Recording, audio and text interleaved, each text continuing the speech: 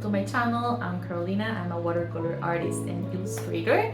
Today I'm gonna be talking to you about pigment properties and why knowing this is gonna be super important for you to actually master the technique of watercolors.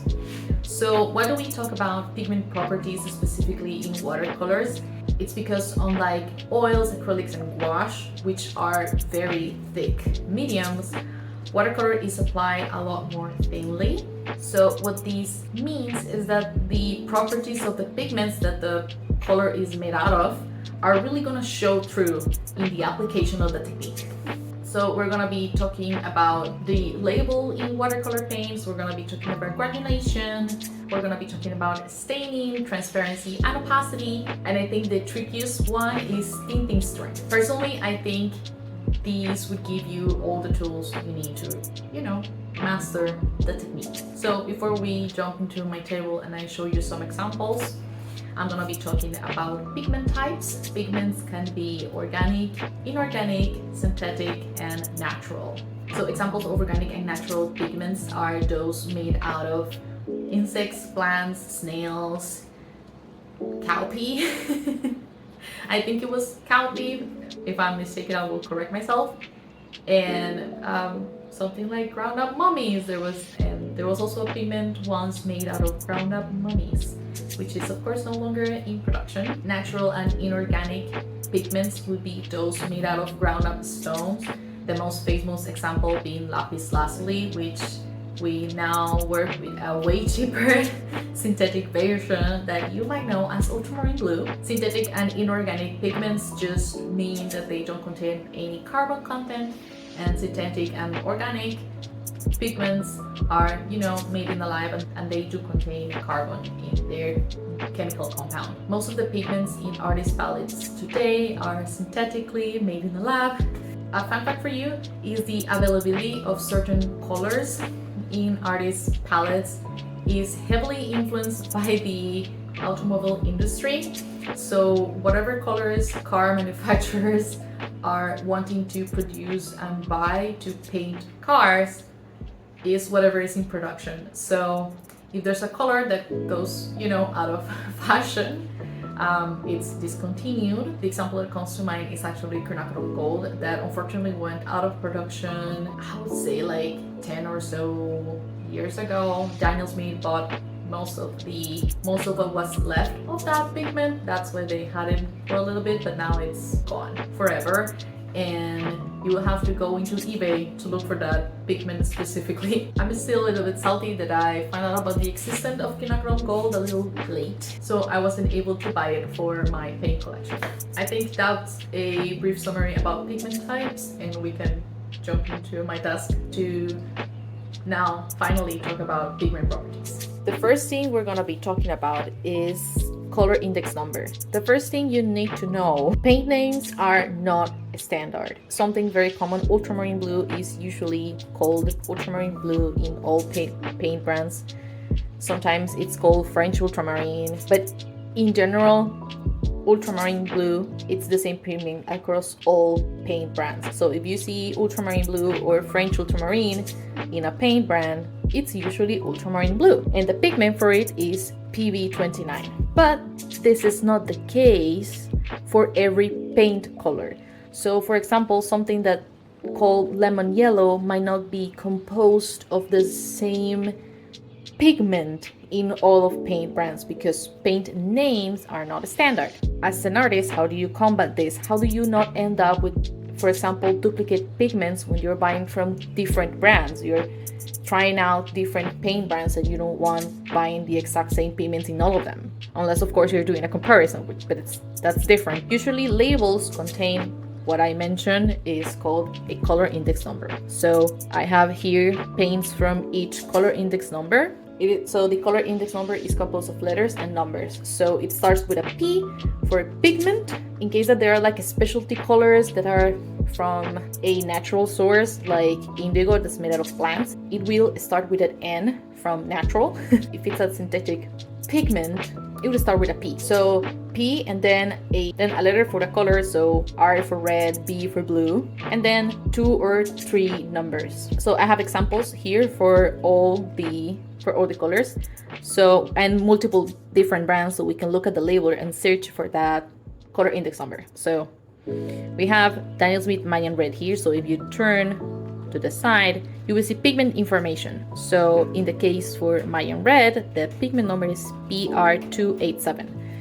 And if for some reason you don't want to buy Daniel Smith, maybe you're outside the US and Daniel Smith is more expensive, but you really like this color, you can maybe look up PR287 in another paint brand and you will find a very, very, very similar paint to this one. That's our first example. PR means that it is a red pigment. Next we have O, which means it's a pigment orange. This quinacridone gold is made from PO48. Lemon yellow, turn to look at the label. This lemon yellow is made from PY175. So you can identify yellow pigments by PY. This is Telucianine green.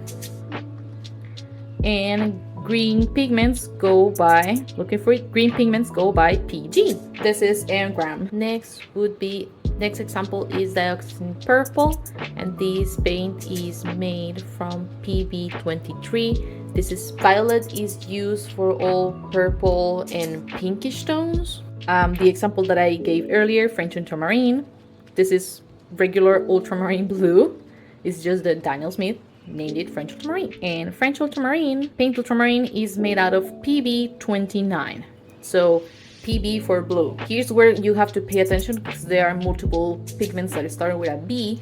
So how they solve it is that raw umber, that it's a brown paint. Brown pigments are identified by B and a lowercase r. So PBR are brown colors. For black, that also starts with a B, we have PBK for black. So this lamp black is made out of PBK6. This scrunch up paint is Chinese white.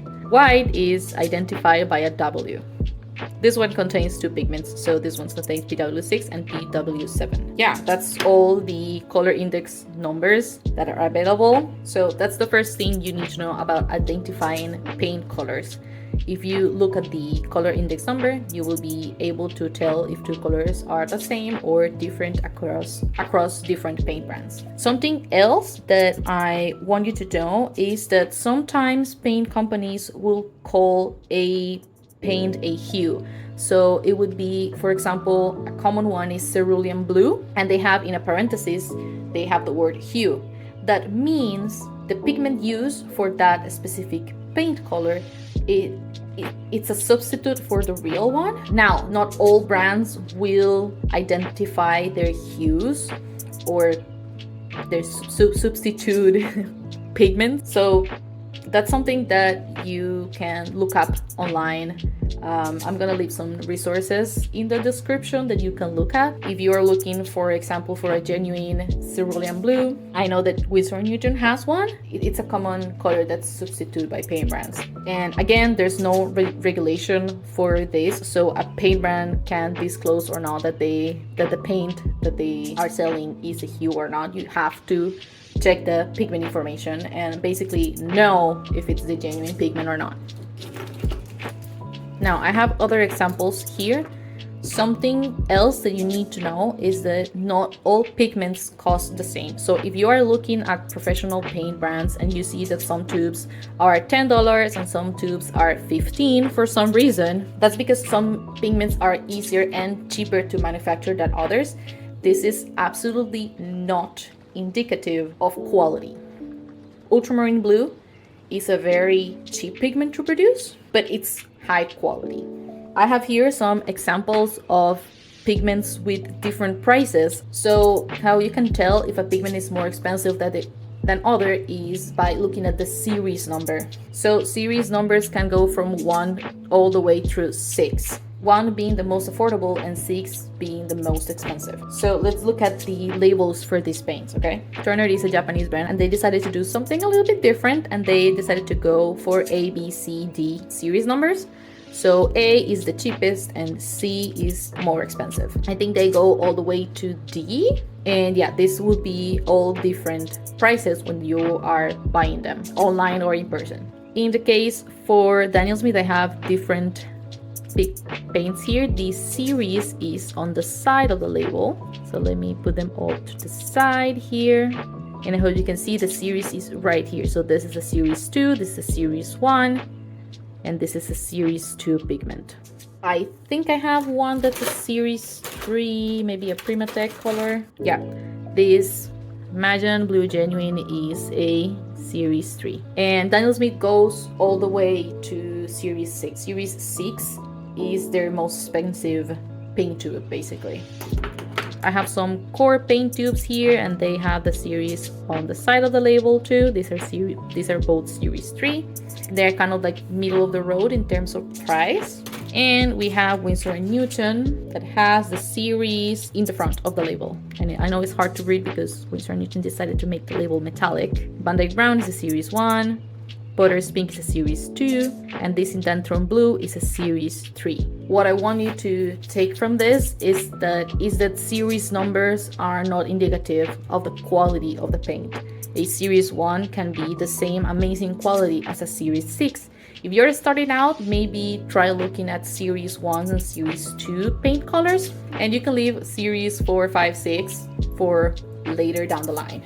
Okay, so next in our list of pigment properties is Lightfast, and this is something that I think some people absolutely obsessed about, and with good reason. What Lightfastness refers to is how resistant is a pigment to the sun or UV rays. So I have some examples here because I wanted to show you paints that faded.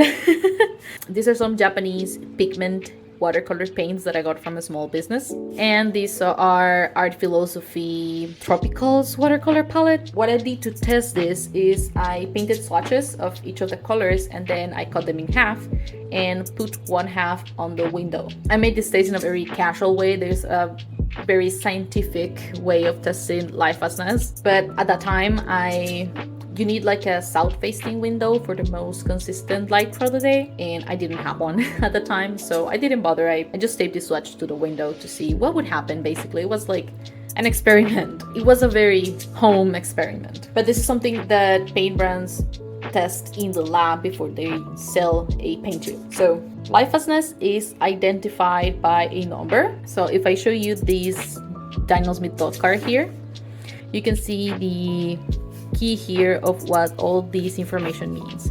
So here you can see there's a Lightfastness rating. 1 means excellent, 2 means very good, 3 means fair, 4 means fugitive, and NR means not rated. Number 1 means the pigment is excellent, it will last a long time. It means that the pigment won't fade. If you go and look at like paintings from the Renaissance or medieval era, you can see like the paintings are all like browned with time, and this is something to do with Lightfastness. Now this Lightfastness is especially important to think about with watercolors, because watercolors are applied in such a thin way on the paper, unlike oils or acrylics or even gouache. Very light coat of pigment is very susceptible to changes. So the same pigment might last more in oils than what it will last in watercolors. So this is important to know, especially if you're selling your work. If you want the work to stand the test of time and not start to fade in your client's wall, right? This is also why often you will see artists suggesting clients to put the paint somewhere where sunlight won't hit it. My cat is meowing, I'm sorry. Going back to the rating here, fugitive means that the paint will fade. I think in the case of Daniel Smith, when they rate a paint as 1 excellent, it means that the paint will last 100 years or more without fading. Some other brands will use a star rating. So you see here, Turner uses a star rating. So they have a rating from 1 to 3 stars. 3 stars means that the pigment is Lightfast or that it won't fade. And this is Again, not a standard. Some companies use a rating from 1 to 5 stars. Some companies use numbers like Daniel Smith and Winsor & Newton. So that's something that you need to go and check on their website and read the information and check their key, like this one, in their charts to see what you're getting. Make sure that if this is something that worries you, make sure that you are buying the pigments with the highest Lightfast rating. Oh, a little note, these tests were in the window for about 6 months. So the paints that faded, this orange, yellow, this green, this other green, and this brown, these colors I wouldn't use in a painting that I'm gonna sell. For the next couple of properties that I'm gonna be talking about, we're gonna look at some swatches. So the first one that I want to talk about is granulation. So this is our yes or no type of property. There's paints who granulate and paints who don't granulate, and there can be varying degrees of granulation, but it's still a question of yes or no.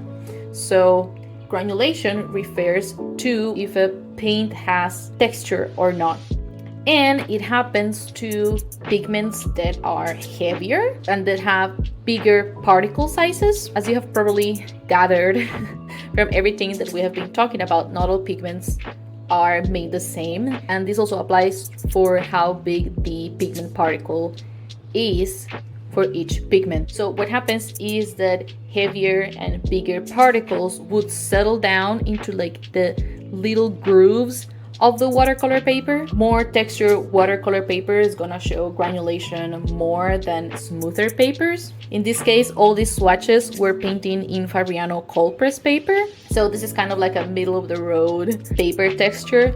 There is the satin or hot press finish, and there's also the rough finish for watercolor texture, and rough is very, very textured. Hot press or satin is very smooth watercolor texture, or almost like a cardstock. Cold press is, you know, that middle of the road amount of watercolor texture. So I have some examples here: single pigment and 2 mixes. Swatches are from my own handmade paints that I used to make back when I lived in Costa Rica.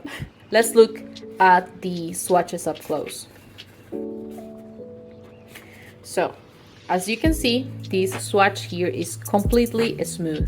So this is a pigment that we will say is not granulating. On the other hand, this color here presents some granulation, is definitely less texture to this one. So these two are granulating colors. Not all pigments in this mix granulate, so that's why here the texture is less intense than this one. Also, again, different pigments have different particle size. Some will granulate more than others. So one of the pigments in this mix granulates, so that's the spotted texture that you can see. And this is one of my most granulating pigments, and you can definitely tell there's a lot of texture in that swatch. Why is it important to check if you're buying a pigment that is granulating versus not? You may or may not want this texture. If you're painting wildlife, you're painting landscapes or urban sketching, I would think that you probably want this texture to paint, I don't know, a road, a building, a mountain, some rocks, sand, for example.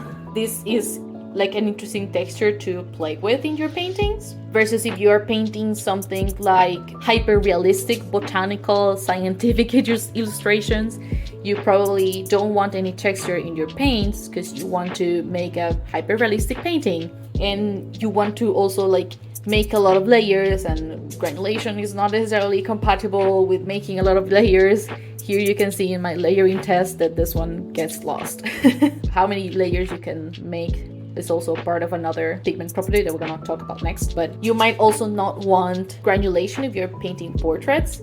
So if you want the skin to look nice and smooth, you probably do not want any texture in your paints. The next property is an easy one. It's transparency. So some pigments can be more transparent than others. I have 2 examples here: Phthalo green and bismuth yellow. These are both single pigment paints, and as you can see, the black line here is, you can still see it's completely black. The pigment has not obscured that black line. Meanwhile, on the bismuth yellow, the paint has definitely obscured that line. In both of these swatches, there's pigment deposit on top of the line, but they are different because in this one it shows and this one it doesn't. This is something that you might not care about or really care about. If you are someone who does multiple layers in your paintings, you definitely want to add more transparent paints into your palette. Transparency is most usually depicted by a square in a label. Not all labels have this. Sometimes you have to look at the chart. Daniel Smith, they wanted to be different for this and they chose a little circle. Quinacridone Magenta has an empty square, so when you're looking at a paint label, it can have an empty square, a square with a little line, a square that's half filled, and a square that's completely filled out. So that will tell you how transparent the pigment is. So if it's empty, it's a transparent pigment. If it's half filled, it can be semi-transparent, and if it's fully filled out, it's an opaque pigment. So in the case, bismuth yellow will definitely be a semi-opaque or an opaque pigment. Okay, so the next property that we're gonna be talking about is staining. So staining refers to how much a pigment stains the paper even though you try to clean it or lift it. Exactly the same way when you get a stain on a shirt and you go to wash it and you can still see a ghost of where the stain was on said shirt. It can happen also on watercolor paper. Watercolors are of course water activated, and you can activate it once they are down on the paper. They are not permanent like acrylic inks, for example. There's a possibility that when you are laying down more layers on top of one another, you can lift the pigment that's under the layer that you're now applying. So I have different levels here of staining. These two pigments here would be considered low staining. In this case, it's completely gone. Here there's a very faint residue of the yellow, but still I would still consider this pigment a low staining pigment. This bismuth yellow definitely has a little more residue, so this would be like a medium staining pigment, and this quinacridone and this phthalo will consider high staining pigments because there's definitely a lot of residue left behind. So how I did this test is I obviously lay down a swatch of paint, I wait for it to dry, and then I try to reactivate the paint and pick it up with a paper towel. So I would swipe a brush, if I'm remembering correctly, 3 times, and then I would like tap the paper with a paper towel to lift the pigment and the water off the page. And I did that 3 times, and that would leave me with these tests here. Staining is usually portrayed with a little triangle in labels or in charts. Staining is not normally on paint labels, it's more in the website or a PDF chart of the watercolors that you can download, but it's definitely something that you need to look up a little bit more. It's not something that's usually on the pan or the tube labels. In the case of Winter and Newton, they do include in the label, and they call a staining permanence. So it goes like permanence A and permanence B. Yeah, they classify staining differently. Yeah, I think staining is very simple. Some pigments will lift up, some won't. If you're the type of person who are doing a bunch of layers in the paper, I definitely would recommend to look into staining pigments. These do require more control. You need to be sure where you're putting down that paint because you are not removing it from the paper. Non-staining pigments will reactivate better, and you can clean them. If you make a mistake, you will be able to clean it up, but also it's harder to layer, so it's like a give or take kind of situation. You may want to be able to correct mistakes easier, or you may want to be able to layer a bunch. Depending on what you want, you can choose low staining pigments or highly staining pigments. So here I have an example of 2 completely opposite pigments. Here I have cerulean blue. This is actually a zirconium cerulean blue. So for my own paints, I decided to name it cerulean blue hue because I'm not using the original paint for cerulean blue because that one is toxic and I don't want to deal with toxic powders in my house. This is a very comparable substitute. These two are complete opposites. Cerulean blue is granulating. It is pretty opaque. You can see a lot of deposit over the black line here. It's also non-staining at all, and you can barely layer it before the layers get lost between themselves. It's very hard to tell that I did layers in here. Meanwhile, phthalo blue is a completely transparent pigment. You cannot see any residue on top of the line. It is very hard to lift. It is very staining. Trying to clean it up is a pain in the ass, and you can very clearly see the layers that I tried to do here. So phthalo blue is great for layering, while cerulean blue is more for creating textures in your painting. They are both very valid pigments. I think they are both beautiful. I love them, but they serve different purposes. Okay, so for the last pigment property that I want to talk about, I actually need to do a live demo of it. So what we are going to be talking about is tinting strength. So tinting strength refers to how strong a paint is in a mix. So what I'm going to do is I'm going to try to mix green with both of these blues that I showed you before. They're obviously gonna result in different shades because they are different shades of blue. But what I want you to pay attention to is how much paint I need to mix with that yellow to actually affect how the color looks like. Okay, so let's grab some yellow from my palette. All of my yellow paints are all dirty, so let me clean it up a little. Let me clean them up real quickly here. Okay, so let's grab this yellow. Put some of it in my palette. Maybe 2 pulls of this yellow. I rarely see people talking about tinting strength, and I think it's something super important to test. I think tinting strength is something that you need to practice, and I think it's such an important property of a pigment. Okay, so I'm gonna mix this first one with the cerulean blue. So here I am rewetting that paint pan. I'm gonna add it to the yellow. So here's the color that I got. Now I wanna make this look greener, so I'm gonna add more.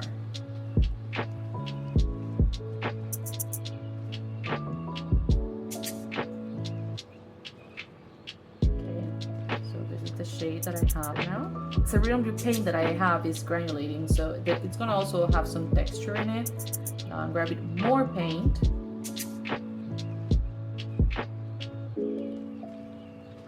Okay. I'm gonna try to pull it all the way to blue. So I'm gonna need a lot of blue. I'm gonna need a lot of cerulean blue to try to get this to look as blue as possible. Okay. This is an exercise that I actually recommend you do with your paints. Sit down and mix them and see how much you need to mix in with each other to go from one color to the other. So start with yellow, start mixing blue in it until you reach blue. I'm being really sloppy here. Dropping drops of paint everywhere. Okay, so this is starting to look kind of similar to my blue, so I'm gonna put the last. Well, I could have added more to that mix to make it look closer, so I'm gonna do that up there. I'm gonna leave this real time so you can see me mixing the colors and seeing how much I have to go back, pick up paint, mix it. Okay, now I have this yellow here. Now I'm gonna mix it with the phthalo blue, which I need to check which one it is. This is not the one. Yeah, this is phthalo blue, okay. So now I'm gonna touch this one compared to how much I had to grab from cerulean blue, and I'm gonna let you see how much it already changed the yellow that I have. And I barely touched it. Now I'm gonna barely touch it again. Okay. And you see how easily it completely changed that yellow color. Should we do it again? Should we reach all the way to blue? That's so much water. Swatch again.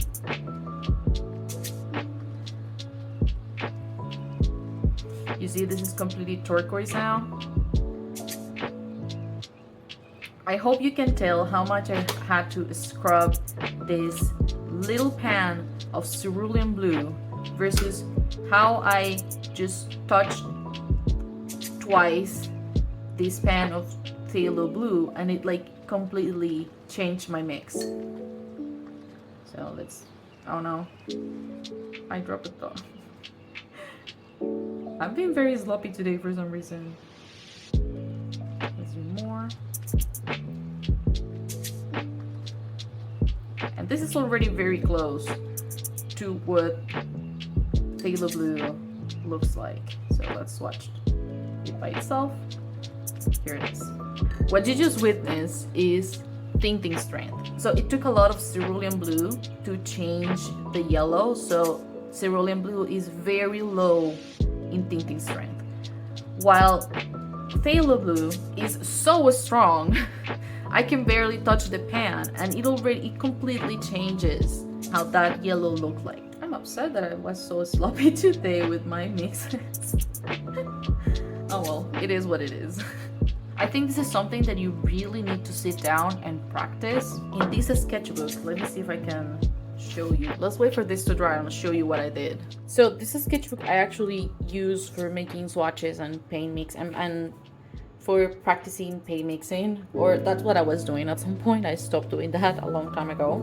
I think after watching this video, your homework is to do this with your paints. Grab one color, mix it with a bunch of colors and see how it changes.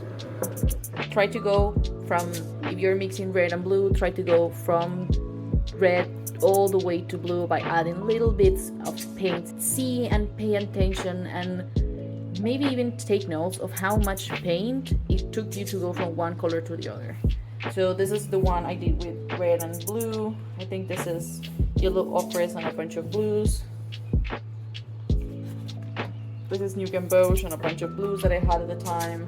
This is Quinacridone Coral from Turner with, again, a bunch of different blues. Really go and play, really go in and mix your paints together. Practice with them, take notes. The more you familiarize with the paints you have in your stash, the more power you're gonna have when painting an actual painting or illustration. Go make a mess. Honestly, I know sometimes people go by, maybe buy their first set of professional watercolors. These tests here are made with my artist grade paints. They last forever. This is not a waste. This is giving you tools to become a better artist. So please, I beg you, use your paints. It's not a waste to practice with your paints and your papers.